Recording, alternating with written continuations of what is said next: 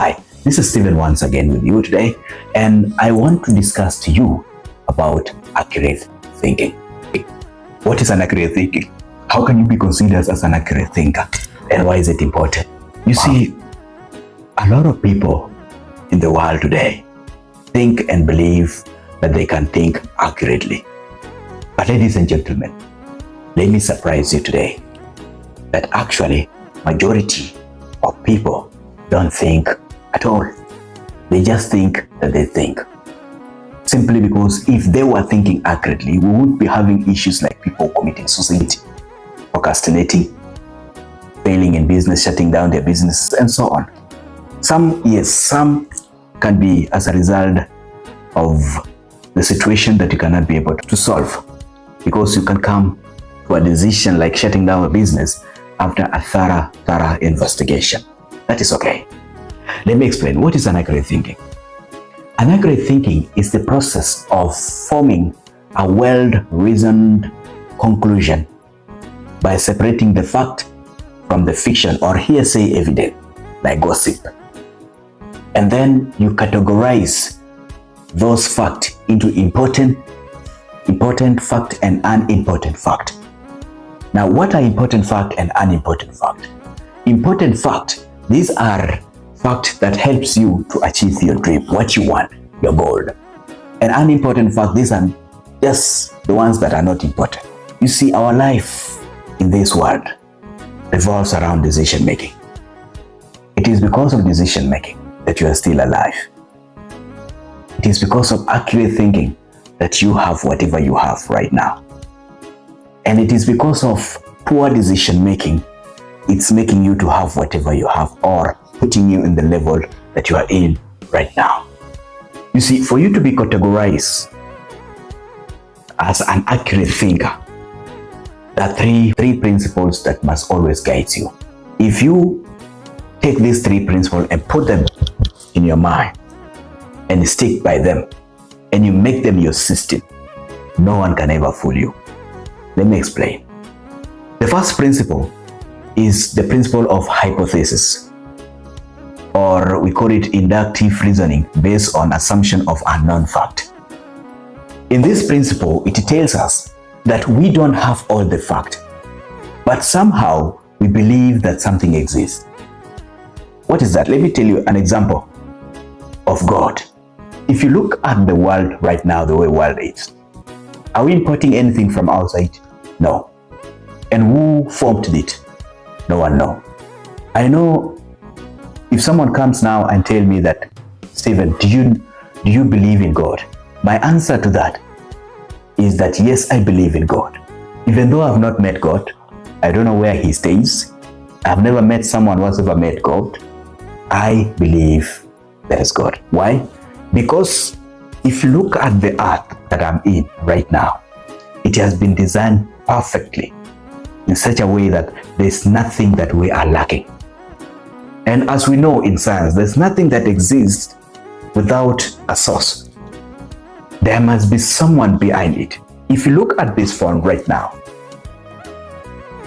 this font couldn't have come to existence if there was no a mind behind it. Very impossible. We don't import anything from anywhere to this earth right now. We don't import anything from sun, from Jupiter, or Mars. We don't. But still we can survive and we have everything we want. That is a perfect evidence that God exists. We don't have all the fact that He is there. But somehow with the evidence, with the small evidence we have, we know that it is there. Number two, there is what we call deductive reasoning based on known fact. If someone comes now and tells you something that you know it is true, and someone comes and tells you in a different way and try to convince you and tell you that it's a lie, will you take it? No.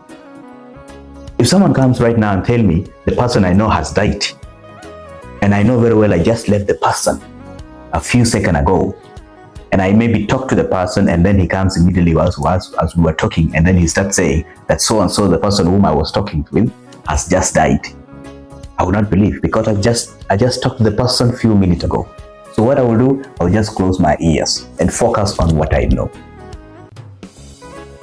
Number 3, it is what we call logic. In logic, principle of logic, you base your reasoning based on past experience.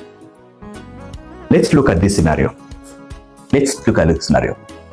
If I come right now and I write a book, and in that book there's so many errors, but for the first time, since it is my first time, I wouldn't know that there are errors. There are grammatical errors in the book.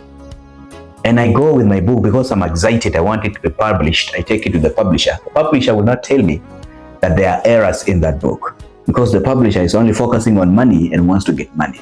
So he or she will not tell me that there are errors. So if I end up publishing the book and I try to sell out to someone else, people will not buy it. I will then end up storing them and restarting to write it again. But if after writing this book of mine, I take it to someone who is more experienced, who knows, who is a book writer, an author, who have gone through all these problems, and I give it to him or her to go through it and give me part of his ideas and opinion, then I will save myself from losses that I might have encountered. That is the logic. Now, how is it applied here? The person whom I'm taking my book to will advise me on necessary ways of doing the thing. He will tell me, or she will tell me, the challenges he went through, what I'm supposed to correct and what I'm not supposed to correct, which publishers, companies should I go to, and which one I should not go to, how much will I be charged and which one I will not be charged, so that it can save me a lot, because this person who is in the same field. How will you be able to know that so and so or someone is an accurate thinker? First of all, an accurate thinker separates the fact from the fiction or hearsay evidence. They don't base their decision making on gossip or what they hear from newspaper or Facebook or any other thing. That is number 1. Number 2, they do not allow other people to think for them. They don't focus on other people's decision.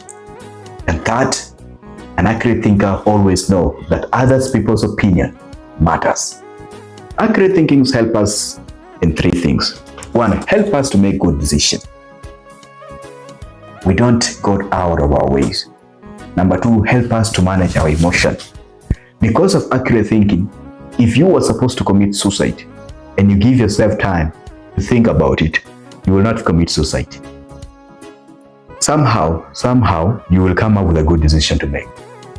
If you want to shut down your business because of a minor problem, and you give yourself time, you control your emotion, somehow you will end up not shutting down the business, and you will appreciate yourself maybe one day. That's why they say that when you are angry, do not rush in making decisions. Control it. Lastly, it helps us to solve our problems. You see, with accurate thinking, you can be able to think outside of the box. This is how we used to be told when we were in school back then, that when you encounter a question that is a little bit harder, think outside of the box. You will have an accurate think and you'll be able to solve a problem. Let's always have this principle in our system, and it can help us a lot in running our businesses or doing whatever we want to do. Thank you.